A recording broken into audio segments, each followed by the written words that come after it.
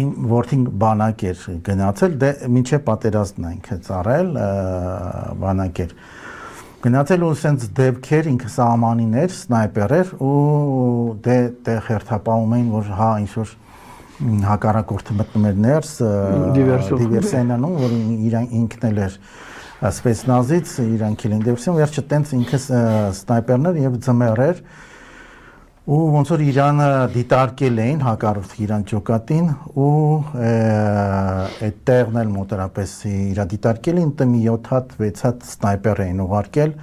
ու հենց իրա վրա ու ինքը տենց պարկած էր այդտեղ ու բան տենց իհարկե հետո ցրտահարել էր ոտքերը բան տենց սարսափարել էր որտեղ չէր շարժվում որտեղ շարժվել Իրան բան կաներ բայց այդ ժամանակ մի հատ sense իմ դեպք եղավ այնտեղ ինչ որ գումար էի ես աշխատել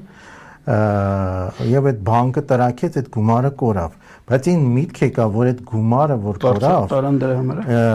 կյանքը փրկվելու դրանից ու հետո դե տղաս դե չէր ասել դրան հետո որ վերադարձավ այդ դեպքը պատմեց իրան ես հստակ հասկացա որ այդ շատ ու թեթև տարա շատ հանգիստ որտեղ էդի որ այդ դա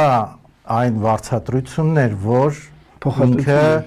բարեհաջող վերադարձավ կյանքը չզոհեց որովհետև իր հետևից ընկել էին իր